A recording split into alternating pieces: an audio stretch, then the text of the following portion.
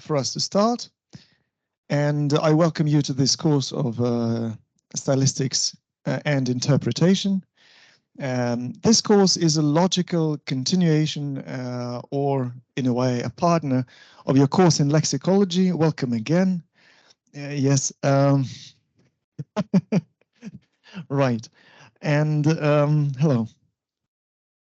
And this course will help you. First of all, we're going to elaborate on certain issues that you encountered in the course of lexicology. And secondly, of course, stylistics is a subject in its own right. We're going to study many different interesting things and to learn how to analyze poetry and to interpret texts, because these are the two main goals of this course: to analyze and to interpret and finally to understand. But let's start from the beginning. First of all, stylistics. The central notion in stylistics is style. And this is what we're going to devote our first part of this lecture to. Although most course, it will not be devoted to theoretical issues. It will be devoted to very much practical hands-on things, stylistic devices. But we start and then we'll have one more lecture on functional styles. And this is probably something that you expect from stylistics, to study the different varieties of language, academic English, the style of official documents, poetry, bell letters. These are different styles. But at the same time, this is not the only thing that we will be preoccupied with.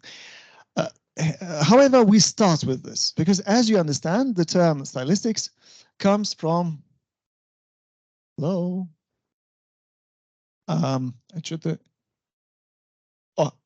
here it comes. So the introductory part. Today we're going to take the introduction and the first part of phonetics. So the term stylistics comes from the word style, which in terms comes from the Latin and the Greek words stylus and stylus, which meant a writing utensil, a writing implement. A stick with a sharp end at one and with a sharp end and a flat end at the other side. It was used for writing and for erasing things on a tablet covered with wax. This is the same thing that you have on your modern tablets. So we're not very far from ancient Romans, with the only exception that they wrote on wax. And your ability to handle this implement for writing showed your proficiency, showed your style. However, there is a lot of confusion surrounding the term style because, well, literally hundreds of different definitions were given to the word style, some of them more conventional, some of them more original. And I'm sure that you know some of them. However, we first have to start by saying that stylistics is not only about, style is used not only in literature or linguistics. It is also used in various other spheres of art, mostly, right? For example, style in architecture. Do you know the styles in these pictures? What is the architectural style on the left? Classicism, right. The style on the right, well, modern, postmodern, right? And used in different materials. Now, style is also a term in visual arts, in painting.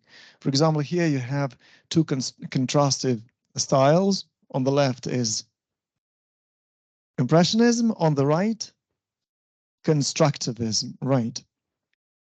There is style in furniture, in applied arts.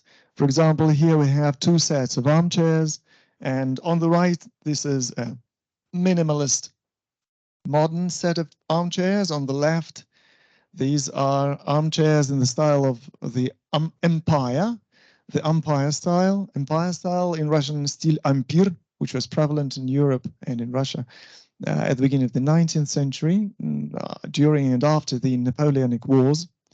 And we can distinctly see that they are different, well, what? Trends, directions. And this is, again, a problem. What are these different what? Then style is also used in dresses, right? So architecture, painting, applied art, and then here it's also applied art, right? Dresses, two distinctive styles. They're completely distinct.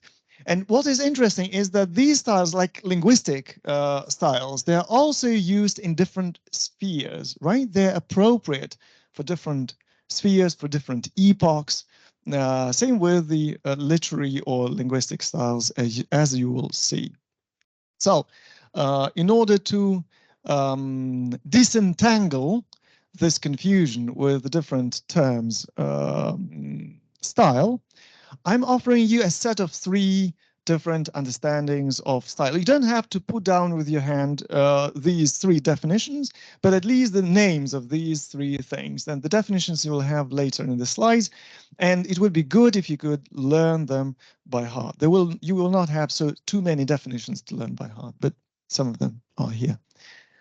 So if we go from the broader sense to the narrower sense, from the wider sense to the more narrow sense, in the meanings of the word style, we start with what is called an art style, the art period, or if we use the term of coined by Dmitry Sergeyevich Likhachev, our academician, большой стиль.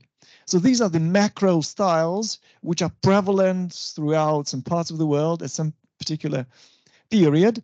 And they present a combination of ideas. This is the first thing that they are. They are a combination of ideas, philosophy, purposes, why they create art, what for who for, and then thirdly, artistic features, right? For example, what is typical of classicism?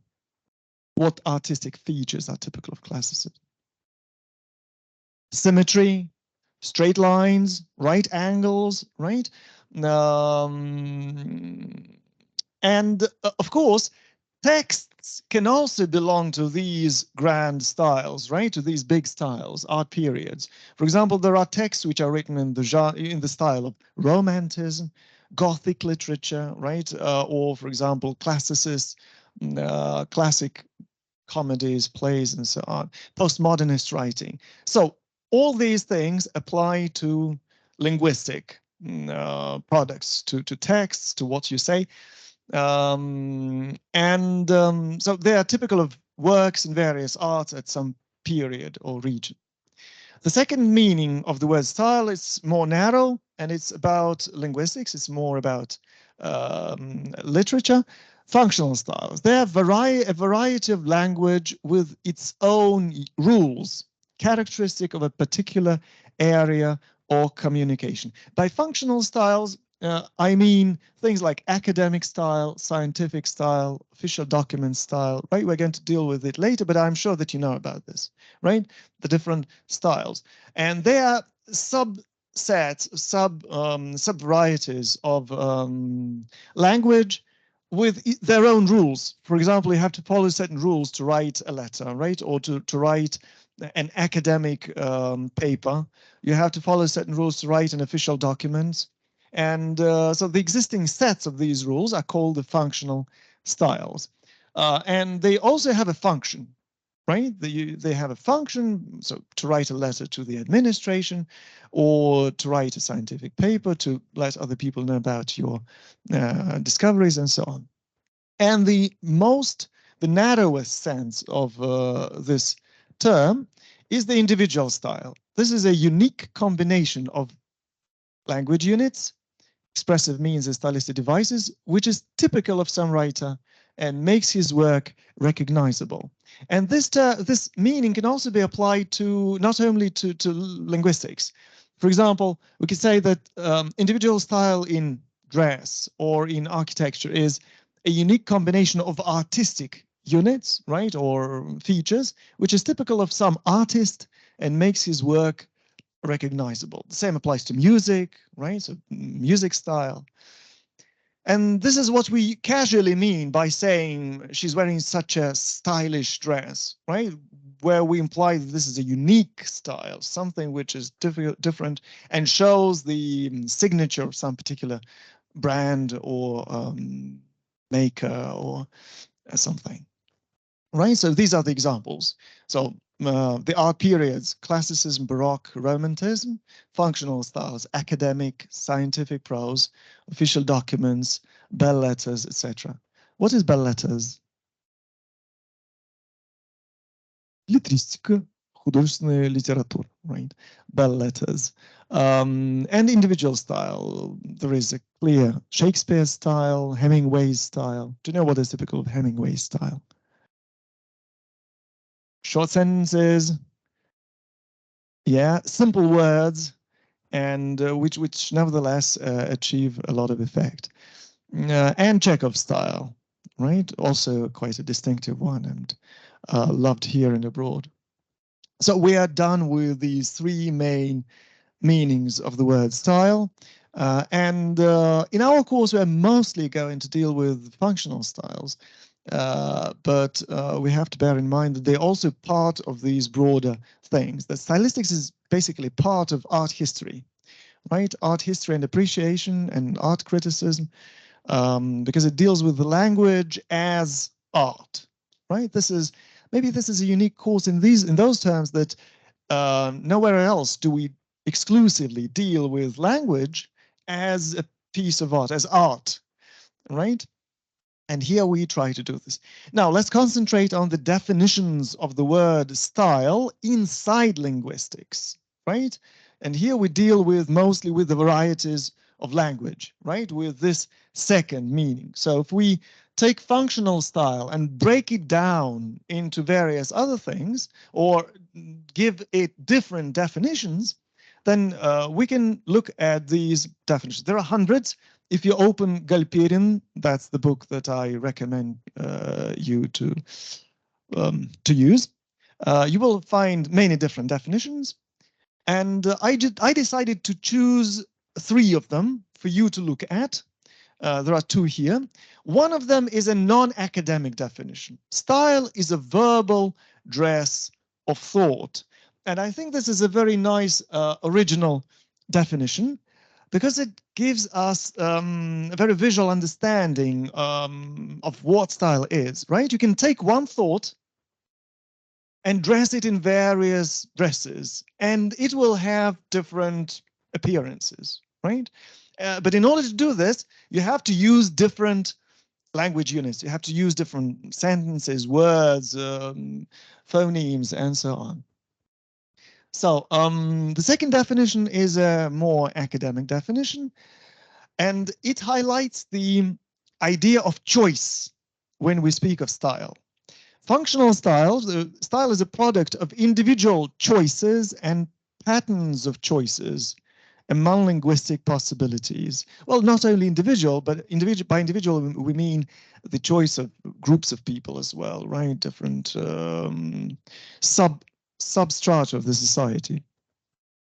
So the product of individual choices and patterns of choices among linguistic possibilities. Why? Why is the concept of choice so important for style? Because as dresses, right? In dresses, you have to have choice, right? And the same applies to linguistic units. For example, if we take 2 sentences, all people must do what is necessary now, and the current situation requires proper action from all citizens, basically, it's the same thought, right? It's the same sentence, but it is dressed differently. And what is the second dress? More formal, right? Of course, more formal. Why choice? We do not only choose, well, what do we choose? We choose sentences. For example, we can say people, but we can choose the word citizens and therefore make our speech more formal. We can say must do or requires action. We choose. Necessary, proper. Now, the current situation, right? So we always choose between different sets or individual language units, and this helps us to follow certain style or to break certain style. And the third meaning, the third definition of style given by Galperin, which is also a nice definition, but rather a complicated one, I agree, is a system of interrelated language means which serves a definite aim in communication. So it's a system, it's a pattern of interrelated language means, chosen language means, which serves a definite aim in communication. For example, if we take the style of official documents, what are the language means which we have to use there? Formal words, secondly. Passive voice, which is typical of official documents. What else? Inversion? No, not inversion. Well, we have to use longer sentences usually, right? We have to use a certain layout of the letter. Dear madam, kindly, yeah.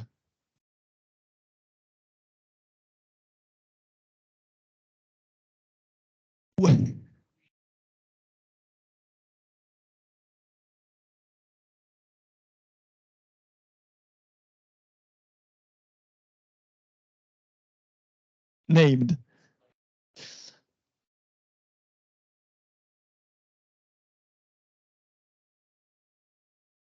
Well, maybe, but I think it's not we as users who use them. It's rather on the other side, the bureaucrats. They like euphemisms right to our periphrases. And also what is usually absent from the style of efficient documents are emotions, right? We don't use emotive words in so all of this is a system of interrelated language means, языковые средства. I agree that this is like, very boring term. I still cannot come to terms with this word языковые средства, language means, which is very, very dry. But this is what we mean. It's like suffixes, prefixes, sentence length, clauses, things like this, which says a definite aim in communication. If we look at this definition from this point of view, it's quite exact and nice. And again, if we draw a parallel with art, the same thing happens in other spheres of art. So it's a system of interrelated artistic means, material, right? For example, for classicism, it's usually stone, right? And straight lines and symmetry. For modern architecture, it's mostly concrete, metal, glass, right? And curvy lines. So these are all set of things. They come in sets. Also, do you remember we said that we have to follow certain rules and then, on the other hand, break certain rules? So there is this paradox is inside the notion of style. On the one hand, style is deviance from the norm. When we go away from the norm, and then it is clearly recognizable, right? For example, if we use some, in bell letters, we use some metaphor, right? It breaks the norm of the language, of the usual everyday speech. It's violation or neglect of the rules of the usual and everyday speech.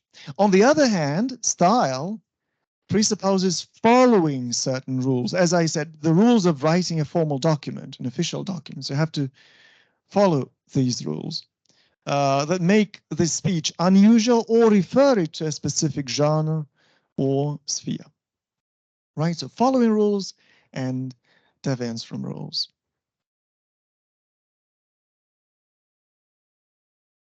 Part of this you will find in Galperin, but not all.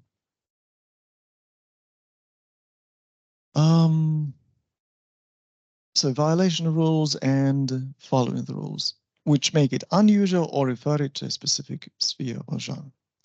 Now we have come to the definition of stylistics itself. Heretofore we have been speaking of style itself. Now stylistics. So what is stylistics about? It's a branch of linguistics which studies the principles and effect, I intentionally broke it into bullets for us to have these chunks of information. The principles and effects of choice and usage of different language elements. So it studies what? The principles and effect of what? Of choice and usage of language elements. In rendering thought and emotion, rendering means передача, right? In rendering, in conveying your thought and emotion. So language units, language elements which are used to thought and emotion under different conditions of communication. And this is the constant thing which appears in throughout the different definitions, right? Different spheres of communication. So the principles and effect of choice and usage of language elements in rendering thought and emotion under different conditions of communication. I hope this will be easier for you to memorize when it is broken like this. Now, why study stylistics? In order to answer this question, we need to first look very briefly within one slide at the history of stylistics. Stylistics relies on two main sources, or if we put it differently, it comes from two buckets, from two disciplines which appeared in antiquity and which now are used, well, have come into the discipline of stylistics. And these are rhetoric and poetics. Both of them appear in ancient Greece. As you remember, in ancient Greece, political speech was important. So those people who wanted to pursue a career in politics or in public life, they had to learn how to speak beautifully. And this was one of the most coveted, desired skills that people were after. Teachers of rhetoric were everywhere, right? They taught people how to speak persuasively and clearly so that other people understand them and follow what they wanted them to do. So this was rhetoric. Another thing which appeared in ancient Greece, and it was developed by Aristotle, among other people, was the discipline of, or the subject of poetics. And this was how to write poems beautifully. Because as you know, again, in antiquity, people were fans of poetry. This was one of the dominant main types of art in those days. And people started to look at the principles, at the rules of how to make things beautiful. So poetics is about the laws of beauty in language. If you combine these two buckets, these two pans of soup, you get stylistics. So the things that we need stylistics for is clarity and persuasion. So in order to be able to speak clearly and persuasively, we need stylistics because it is the rhetoric part of stylistics. And then if we want to admire the language and help other people as maybe future teachers to admire the beauty of the language, you also need stylistics, right? Because it teaches us how to see beauty. And this comes from poetics. And thirdly, well, the third reason why to study stylistics is that it helps us to put proper words in proper places, right? It's the correctness of language. You know, but it comes later in the ladder, in the staircase of your climbing mastering the language, right? First, you learn how to use grammar, then vocabulary. But if you go up, when you become more proficient in your language, the problem of correctness and proper and suitability of words and phrases comes into place, right? You have to know which words you use, not only from the point of view of their collocability, but also from the point of view of whether they are suitable at all in this context, right? In this, for these people with whom you are speaking or writing to, and in this situation, right? And this is all about stylistics. Any questions at this point? No. we go on. Aspects of stylistics. There will be 4, or rather 2 main aspects of stylistics. Each one of them is broken into 2, right? The first 2 connected things are functional styles as separate systems. And this is what we have already discussed, right? Systems of functional styles. How to write text of different styles. Secondly, the individual manner of the author. There are lots of works of statisticians who write about the individual manner of Shakespeare or other modern writers and poets. So they explore, examine their individual style. And then the second thing is, again, the second aspect, which is broken into 2 aspects, is, well, the language means how to do this, how to create styles. And they are broken into 2 points, into 2 bullets. They're the expressive and emotional means of the language, выразительные и эмотивные средства языка. Мы сейчас увидим, что это такое. Выразительные средства языка. Well, there are examples, synonyms, idioms, morphology, etc. And secondly, stylistic devices, стилистические приемы. Stylistic devices. Here, well, stylistic devices are same as expressive means. They are broken into the levels of the language, right? You remember the 3 levels: phonetics, the lexical level, and the grammatical, which is broken into the morphological and the syntactical level. So stylistic devices on each of these levels are called differently. Well, it's like a tribute to tradition, right? For example, on the phonetic level, like alliteration, consonants, accents, we call it sound instrumenting, instrumentovka. Instrumentovka. On the lexical level, we call metaphor, metonymy, hyperbole, we call them tropes, tropy. Does anyone remember that from school? Very well. And finally, figures of speech on the syntactical level: parallel constructions, enumerations, anaphora, epiphora, figury, речи. But all of them are stylistic devices, so that you are not surprised when I say sound instrumenting or tropes, wake up, or figures of speech. These are all stylistic devices. Don't sleep. Right. Any questions? No. Now, this is going to be our study, focus of study, right? These 2 last issues, items: EMs, expressive means, and stylistic devices. Let us see what the difference between them is. Expressive means and stylistic devices. So expressive means are of 2 types. First of all, these are the stylistically marked or the stylistically colored language units.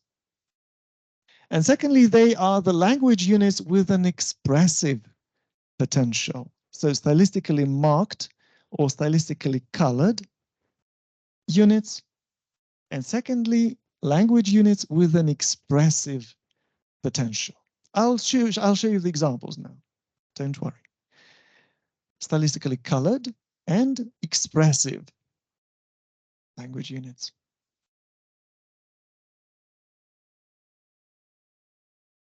When we say stylistically colored, we think of color, right? And this famous quotation by one of our great linguists shows that stylistically colored word is like a drop of paint added to a glass of pure water and coloring the whole of it. I advise you to put down this quotation now, because it is so vivid, and I think it captures the essence of stylistic coloring or stylistic markedness so well, is that when you use a sentence, when you say a sentence, and you use at least one word which is stylistically colored, the whole sentence starts to sound informal or formal, like literary or archaic. So this stylistic coloring colors the whole of your utterance. So it's like a drop of paint added to a glass of pure water and coloring the whole of it. Now, this is a flashback to your lexicology, of course, right? Take some pure water, neutral words, the neutral style, the neutral layer of words. Today, green, young, go, come, drive, live, make, you, table. These words are neutral. You can use them anywhere. They're not colored, right? They're neutral. However, if we use in a sentence words like heretofore, syringe, or nomad, do we know all of them? Heretofore, до сих пор, informal documents, syringe, spritz. Which layer of words does it belong to? Remember lexicology.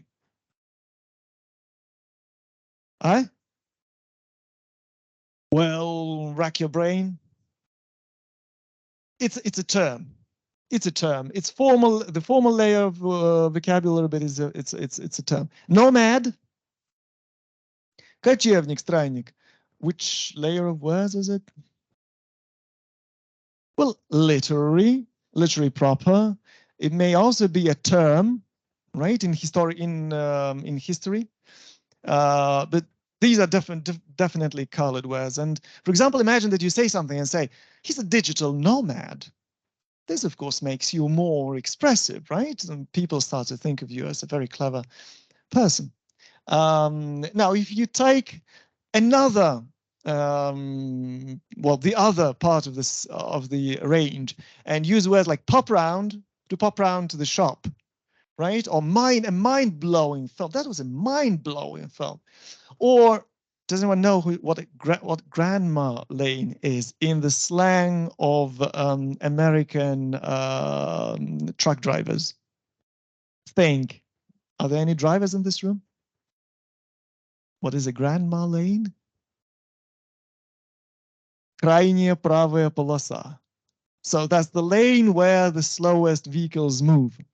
Right. So all of these words are informal, right? Slang, colloquial, and emotional, right? So if you use one of these words in your sentence, that will color the whole of it. So these are the stylistically colored words, and they are part of the expressive means of the language. The second thing, so the words which have an expressive potential, they can be seen from this set of sentences. He walked into the room and said, "This is what I was waiting for." It is more or less neutral, but change some words. These examples were borrowed from a BBC GCSE website. He strolled into the room and muttered, "This is what I was waiting for." Strolled into the room. Вошел вальяжной походкой в комнату и muttered. Пробормотал. Вот чего я ждал. He marched into the room and barked. Он промаршировал в комнату и рявкнул. Вот чего я ждал. He shuffled into the room and sobbed. This is what I was waiting for. И он shuffled, да, шаркающим шагом зашел в комнату и прорыдал. Вот чего это. So you see how the use of these words, expressive and emotional words, concrete verbs, makes our speech more vivid, right? More vivid, more expressive. And this is also what is meant by the expressive means. So stylistically colored word and expressive words. So this is the definition, the formal definition of expressive means. These are phonetic, lexical, grammatical forms which exist in the system of the language for emotional or logical intensification or modification of the utterance. For emotional or logical intensification or modification of the utterance. One of the key words here is that they already exist in the language. They are ready-made. You just take any of them into your speech, and that makes it more expressive, and adds style. So these are the examples of expressive means. We are going to deal with some of them later, with most of them later, but not all of them. And so on the phonetic level, among the expressive means are the pitch. What is pitch? Go on. So for example, if I say it like this, or if I say it like this, you'll get different impressions, right? So this modifies my emotional or logical intensification, right? Pauses. If I make pauses, it produces a different effect. And then I also used the logical stress, right? Different effect. If I draw these words, then of course the effect is different than if I say it like this in a staccato manner, right? So the different impression. On the lexical level, this is the use of synonyms, antonyms, interjections, emotional words. What are pejorative words? Pejorative words, please put it down if you don't know. Pejorative words. Бранная лексика, бранные слова. And it's not only the bad words that you thought about. It's also things like, well, svintus, right? Or things like this. So, beast, right? So things which when you say when you want to, well, to hurt somebody. And the opposite one, the opposite thing is the endearment terms or terms of endearment. Ласкательные термины. These are things like honey, baby, sweetie, pumpkin, love, right? Yeah, so these are endearment terms. Proverbs, well, no need to carry coals to Newcastle. Things like this. When you use these phraseological units or proverbs, that also makes your speech more colorful. On the morphological and syntactical levels, you have suffixes. У нее стоял чайничек, бутербродик и ложечка перед ней. Right? So these are different suffixes, prefixes, sentence length, homogeneous members, etc. So this is like the introductory thing. This is what we're going to deal with in our course, part of that. And these are just the examples. So this introductory part was aimed at giving you an idea of what we're going to do in the lectures. just for you to practice. Can you find expressive means in these sentences?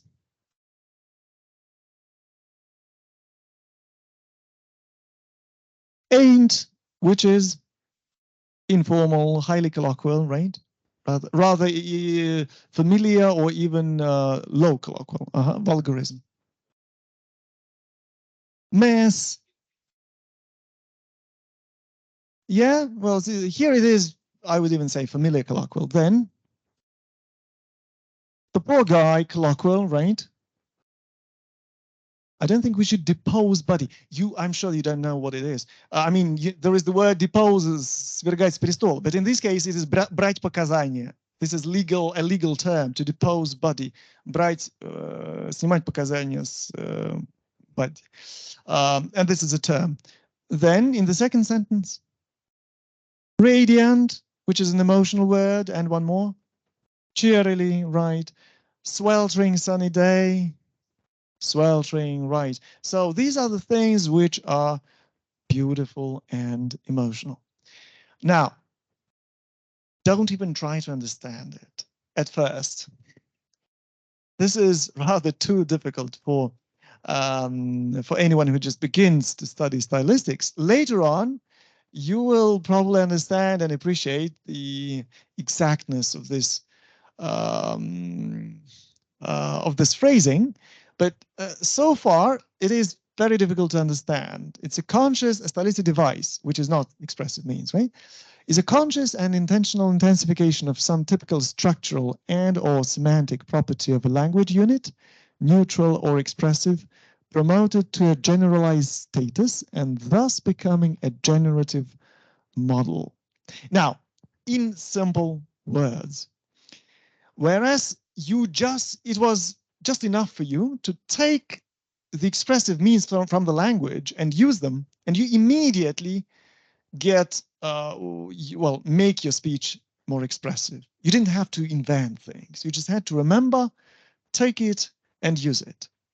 Stylistic devices are different. They are not ready-made in the language. Rather, they are models. What do we have to do with words to create something beautiful? Well, take the word take. Is it very expressive? No. But if I say, he took and took and took bribes, is it more expressive? Yeah, it shows you that he continuously did it. Can you wake up that girl, please? Wake up. Right.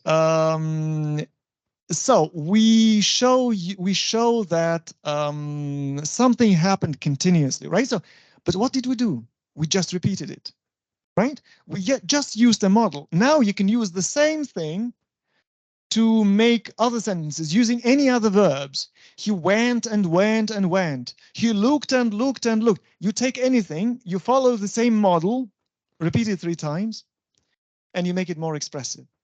This is an example of what stylistic device is.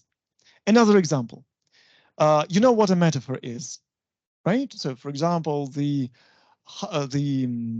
flames or the fire of her love, right? This is metaphor. Now, it is also a model.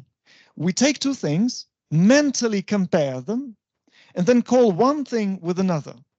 Well, for example, if I say the soft horse of a student in the lecture, what is this? The soft horse of a student in the lecture. A seat, right? What did I do?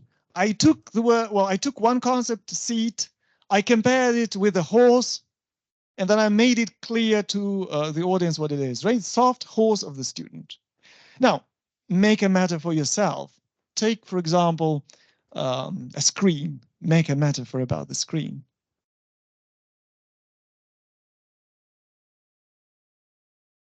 Go on.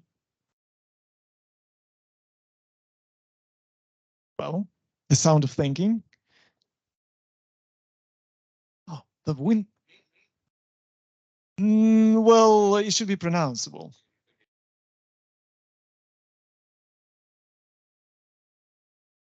An excuse of a television device. Why excuse? Why excuse?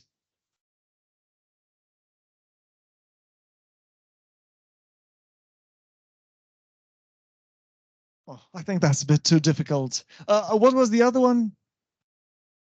The window into the modern world. Yeah, why not? Yeah, the window into the modern world. Or somebody said the star of the student's life. Well, depending on how you feel about it. What did you do? You followed the same pattern, right? You took the rule, you followed it, you got a stylistic device. So these are what devices are. They are generative models, порождающие модели. So they are models which allow you to build, to construct new stylistic devices out of anything, right? And to make your speech more impressive and expressive. What are the main questions of stylistics? They are, how does the stylistic form shape the meaning? So, in other words, how do these different dresses change the person? If we continue the analogy with dresses, how does the stylistic form shape the meaning? Or rather, how does it affect your, how other people perceive you, right? So if you dress differently, how does it change your image? How does the form shape the meaning? So how does, for example, alliteration affect our understanding of the sentence? And secondly, why and how does the text mean what it does? Why and how does the text mean what it does. How does it mean what it does? Because we use this, this, and this. Now, there are three names that I would advise you to look for in the library, and these are Ilya Romanovich Galperin, Irina Arnold, and Valeria Kukharenko. Kukharenko has a practicum, which also has some pieces of theory, so I recommend this. Ilya Galperin is an ancient textbook, but unfortunately ancient, but it's very nice, it's classic, and I doubt that there is anything better than that. It's like one of the classic things. Generations of students have studied using this, and it's good if you follow this tradition. Yes, Arnold is for those of you who are extremely interested in stylistics, and you can read it for extra information. Well, of course, I'm going to provide you with some more web resources. Then your seminar teachers are supposed to send you, or have already sent you, 2 books by me. Well, one of them is really by me. The other one is not by me. It's just compiled by me. It's not published. And these are the seminar practicums, the seminars where you take the poems for analysis from. And these were partly introduced by me, partly by my, well, partly for the larger part, they were introduced by my teachers, to whom I owe a lot. And by the way, this is probably, since I hope that this lecture gets recorded, I wanted to say that in this lecture, I need to pay tribute to my teachers of stylistics who got me interested in this, who got me to teach it. And these are Yulia Evgenievna Vaulina, who taught at this university for many years, and Natalia Yurina Petrova, who is now who teaches now at a different university. And lots of these materials which come in my lectures, they come from the lectures of my teachers, and lots of the materials for the seminars comes from this tradition of teaching stylistics in the walls of this university. And these are stylisticians, not stylists, right? Because stylists are the people who modify your looks, right? And stylisticians are people who study stylistics. So who knows, maybe you will become stylisticians and not stylists one day. Right, and now we pass on to the main body of this course. So this was the introduction to the course, where we just listed and touched on the main things. And now we're going to take to pass on to the main body of this course, which will be divided into 3 levels. When do we finish? 10 to 2 or 2 sharp? At 2 sharp. I also have plenty of time. So the main body of the course will be divided into 3 groups, into 3 blocks. The phonetics, lexicology, lexis, and grammar, syntax. Then will come a block about functional styles, and that's all. And maybe expressive means if we have time. So phonetic, expressive means, and instrumenting. And we start with instrumenting. The first main notion in the sphere of phonetic instrumenting is rhythm. Rhythm is central to human life. Can you think why? Can you guess why? Rhythm. Because it's inside us. There is a rhythm inside us which goes on all the time while we're alive, right? It's the heartbeat. It's breathing. It's rhythmical. That's why rhythm is used by human beings everywhere. We tend to notice rhythm and to use rhythm everywhere in our activities.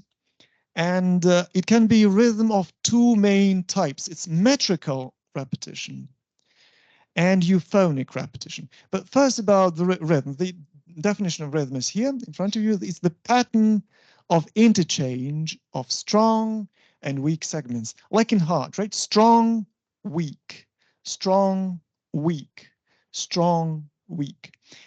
But because it is like music, right? Music, well, rhythm also plays a major part in music. So we use these music terms in order to speak about rhythm in linguistics as well, right? For example, the rhythm of a certain text can be smooth, right? Or flowing, lively, quick, can be light, can be heavy, can be crescendo. What is crescendo? Well, yeah, becoming stronger and, well, yeah. So repeating more and more often, and diminuendo, so repeating slower.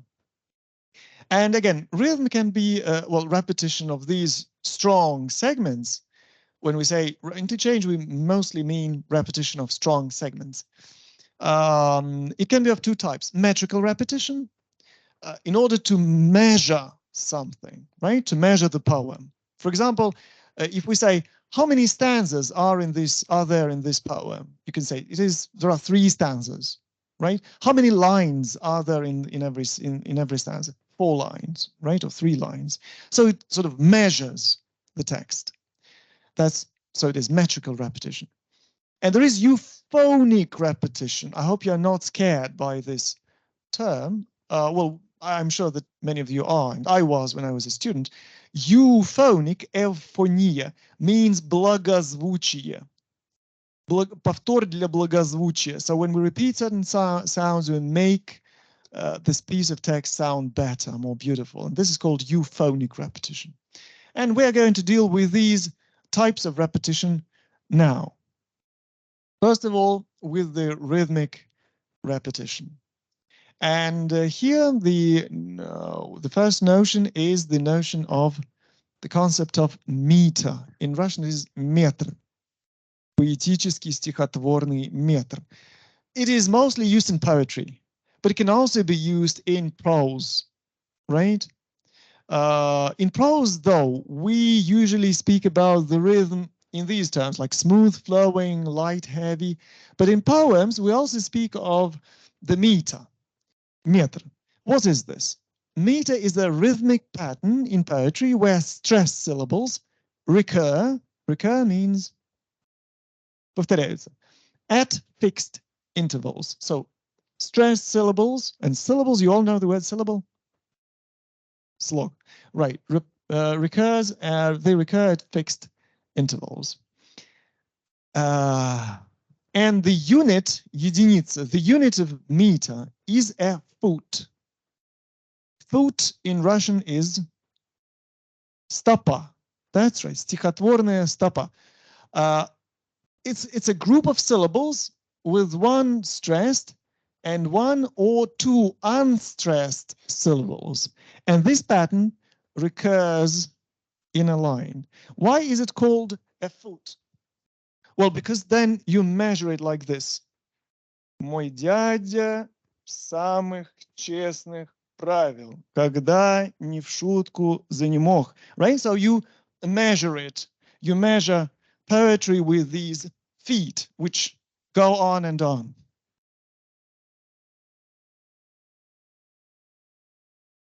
Now, let's deal with types of feet. I'm sure that you remember some of them, or maybe even all of them from your school lessons, some more than others.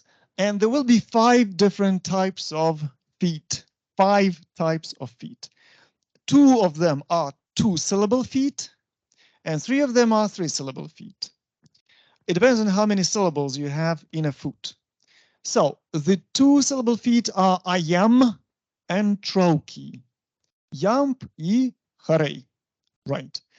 In I am, the first syllable is unstressed, the other one is stressed. In trochee, vice versa. The stressed syllable and then the unstressed.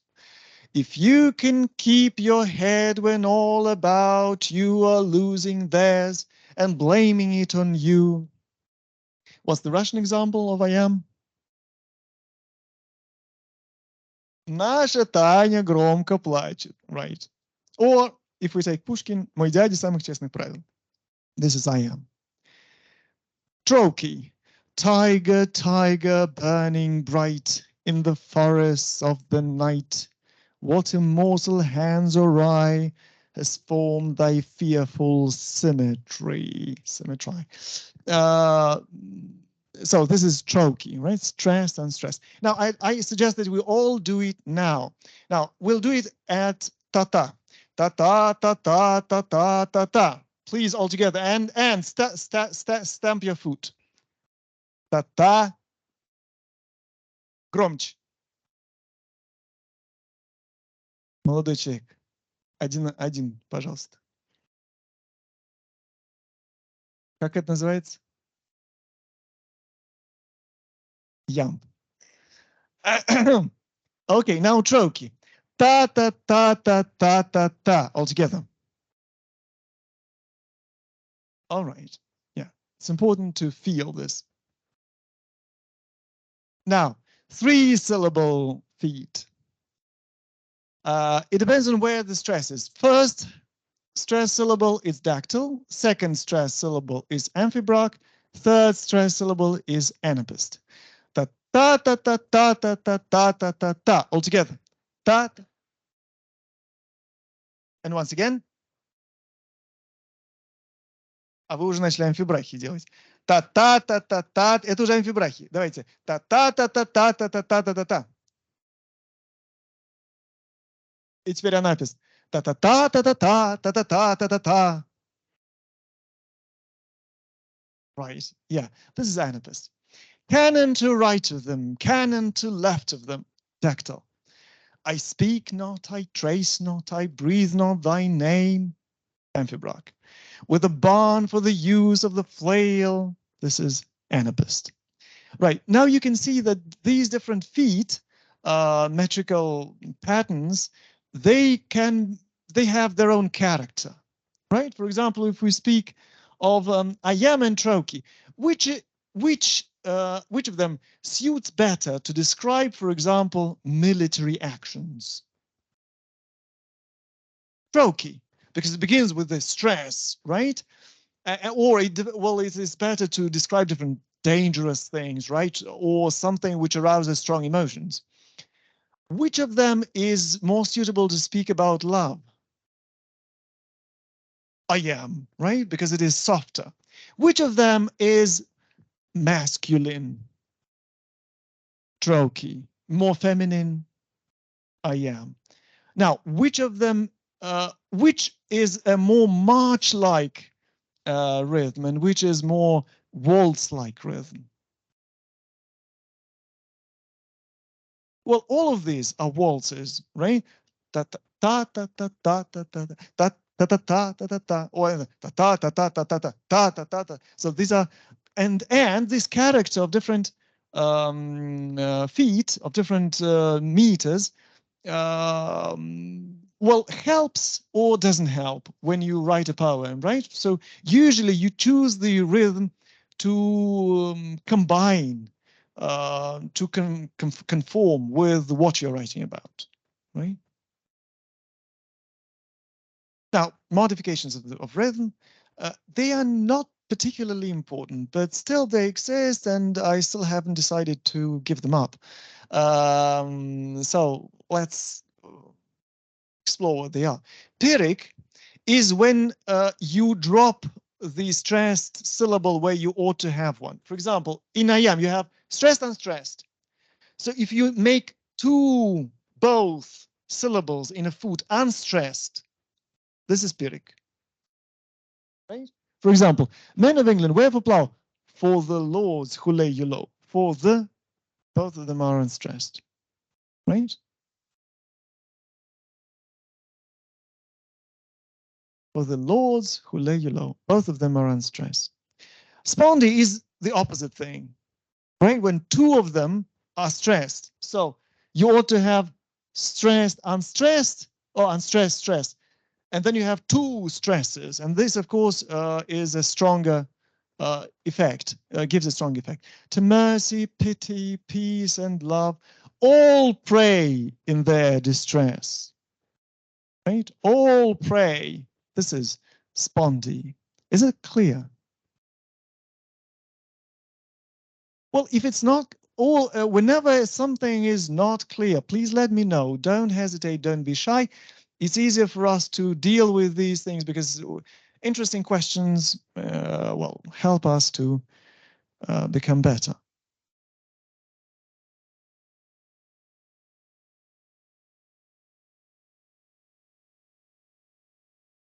Yes, tempo is rather the intensity, right?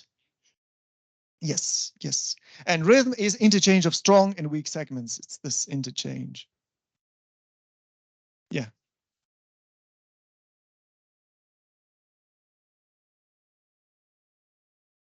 Yes, this is called, I decided not to put it into the lecture. It is called, thank you very much. As I said, good questions always call for good answers.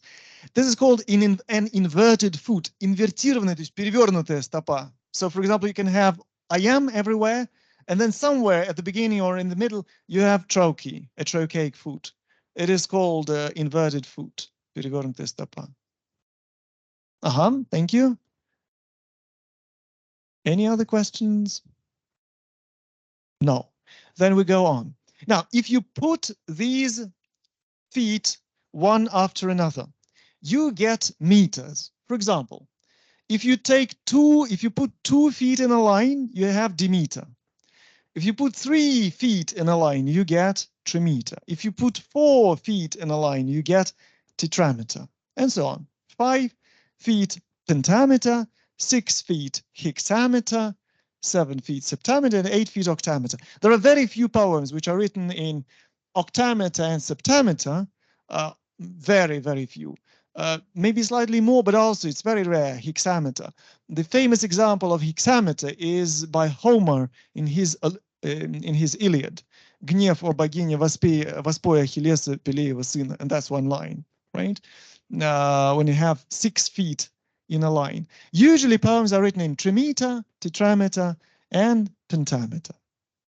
Наша Таня громко плачет. This is what? How many stresses are there? Tetrameter, right? If we take tiger, tiger burning bright. Tetrameter. With the barn for the use of the flail. How many stresses? 3. So it's trimeter, right? 3 meter. So that's clear. So when we analyze poems, we usually say it's iambic tetrameter or trochaic pentameter, something like this. Yes.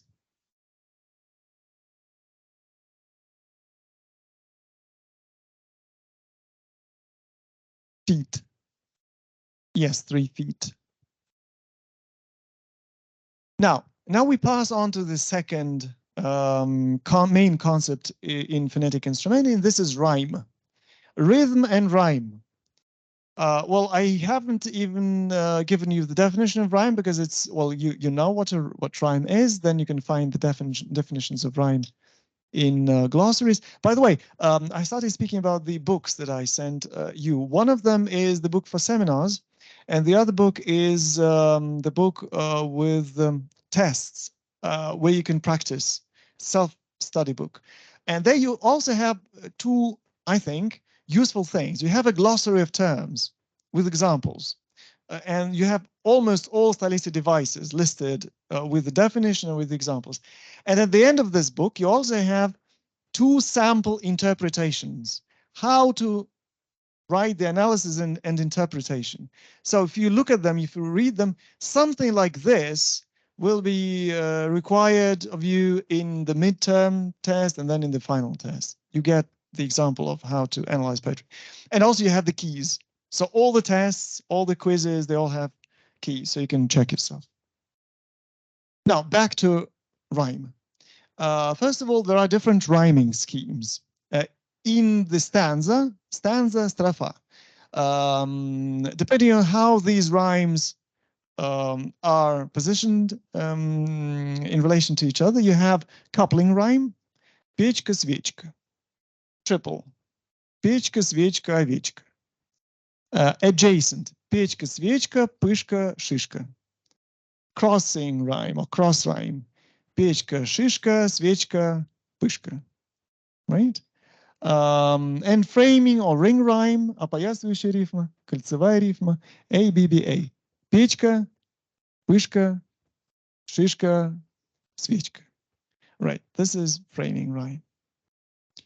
This is clear? Right. Now, rhyme can also be masculine, feminine, and dactylic, depending on where the stress falls. If the stress falls on the last or on the first line from the end, usually it's put like this. First line from the end, this is masculine rhyme. So if the line ends in go and snow, this is masculine rhyme. If the stress in the line falls on the penultimate syllable, предпоследний, the last syllable but one, or the second from the end, right? This is the same thing. The second syllable from the end, this is a feminine rhyme. Niger, tiger. And finally, dactylic rhyme is when the stress falls on the third line from the end. Tenderly, slenderly. Masculine first syllable from the end. So if the line ends and the stress falls on the last syllable in the line, this is masculine rhyme.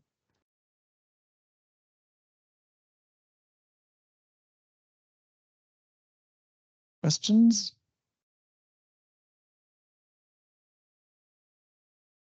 No. Now, the rhyme can be full, hands, lands, stands.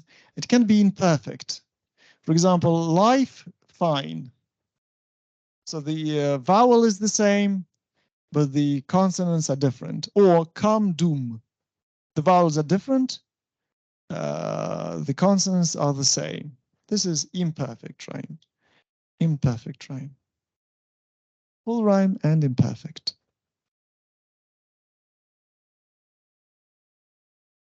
Are there any poets in this room? I forgot to ask. They don't want to confess. By the way, a few years ago, we started a poetry club. I know that you know that we have an etymology club, but a few years ago we started the poetry club. So if there are any people who have fresh interest in poetry, you're welcome to start this. I can help you to do this. Now, these are some more types of rhyme. An I rhyme, гласная рифма, when we see the rhyme, but we don't hear it. In English poetry, we sometimes come across this type of rhyme, like wind behind. So it seems like they rhyme if you just look at them, right? But if we pronounce them, there is no rhyme. Home, come, same. Plow, low. You will have this example in one of your poems in the seminar, in the third seminar. Plow, low. Now, the part of I rhyme may be called historical rhyme. For example, love and prove, because love used to be love at some point, right? Historical rhyme, which used to rhyme, but it no longer rhymes. An internal rhyme, a rhyme in the middle of the sentence, or in the middle of the line. And his heart is great with the pulse of fate. So there is this rhyme inside the line, internal rhyme. And one more thing, which you will come across very often, and this is something that, well, a tricky question that teachers like to ask their students. Because it is quite an important thing, but students often forget. This is a run-on rhyme or run-on line, or using a French term, enjambment. Enjambment. Набегающая строка. What is this? It's when you break the line in a place where you break the logical link, right? Where you break the syntagm. For example, this is an example from your 4th seminar. And weave your winding sheet till fair England be your sepulchre. И тки свой саван до тех пор, пока старая добрая Англия не станет твоей могилой. Where is this enjambment? Fair England. Fair England is a collocation. You normally don't break collocations by lines. So if you break a collocation by the line, this is an enjambment. Collocation or a syntactic construction which is normally not broken.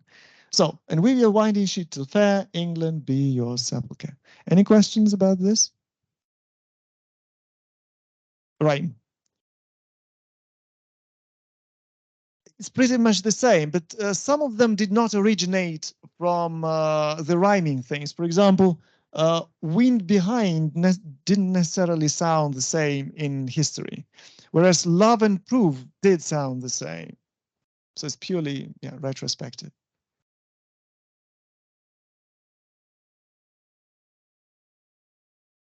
Yeah, absolutely. Absolutely. And moreover, they can be like masculine, imperfect, and so on. And then the crossing scheme or framing scheme and so on. Here are some more examples of enjambment because this is such an widely used thing. Wretched in this alone, that thou mayst take all this away and me most wretched make. И несчастен только в том, что ты можешь забрать все это от меня и сделать меня самым несчастным. Right? That thou mayst take all this away, where we separate the verb from the direct object. Take all of this away. This is enjambment.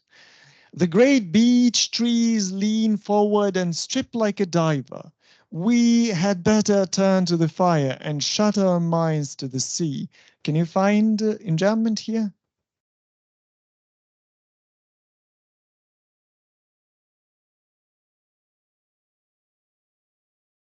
No, we had better turn to the fire. You see, the word we is hanging.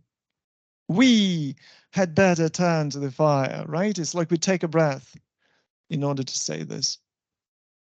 And enjambment will, on the one hand, it introduces a pause where it should not be. But on the other hand, very often, it makes the poem more flowing because it sort of shortens this pause, right? We start to read it quicker. The great beech trees lean forward and strip like a diver. We had better turn to the fire and shut our minds to the sea. Now, your old acquaintances. So rhythm and rhyme, we are through with them. Rhythm and rhyme, we are through with them. Alliteration is the repetition of consonant sounds at the beginning of words or phonetic segments, phonetic sentences, phonetic phrases. He clasps the crag with crooked hands, close to the sun in lonely lands. So this is a poem from your first seminar, right, is repeated, but not only k. In this case, we have a repetition of right? And this poem is about an eagle, who is not an eagle, but he's somebody else. I don't know whether you already had your seminar, so I don't want to disclose it to you. What else does it imitate?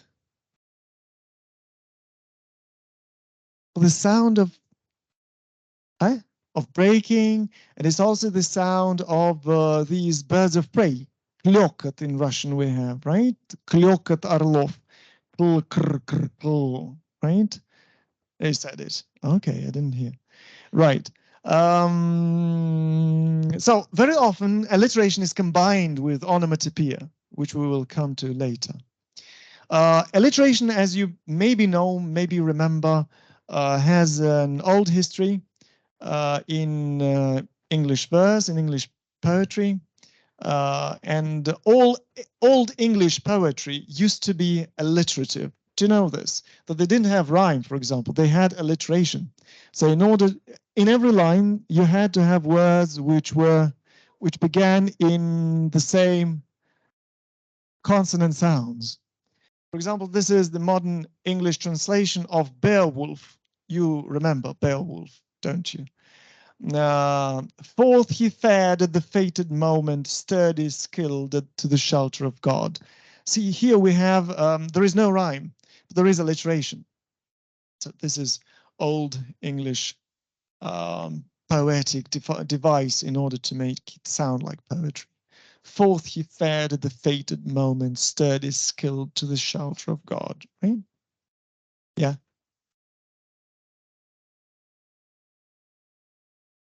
Yes, alliteration is at the beginning of the words. Well, I know that at school they usually, and maybe it's the Russian stylistic school, I don't know. They usually say that alliteration is just repetition of consonants. But here we're used to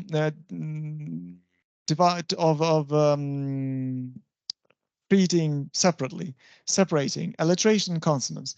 Well, alliteration nowadays is also used not only in poetry, it's also widely used in similes and in titles of books in order to make them more eye-catching. Blind as a bat, cool as a cucumber, dead as a doornail. Or, for example, the titles of books, Pride and Prejudice, The School for Scandal. Can you come up with your own examples? Sense and Sensibility, exactly. Oh. What else? No? No more examples? Okay, right. Now, assonance. Assonance is repetition of vowels. The wrinkled sea beneath him crawls. Close, the wrinkled sea beneath him crawls is the assonance in E. Close to the sun in lonely lands. It's O. Oh, for example, yesterday, right? This is also based on assonance. The famous song by Beatles. Consonance is the repetition of consonants elsewhere, not only at the beginning. It can be beginning and end, beginning and middle. So, for example, sun in lonely lands, there is a consonance in N. Big barges full of yellow hay, and like a yellow silken scarf.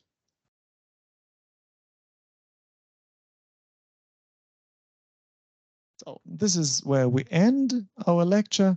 Thank you very much. Next time we'll continue with phonetics as well. And that's it. Thank you very much. Большое спасибо за внимание.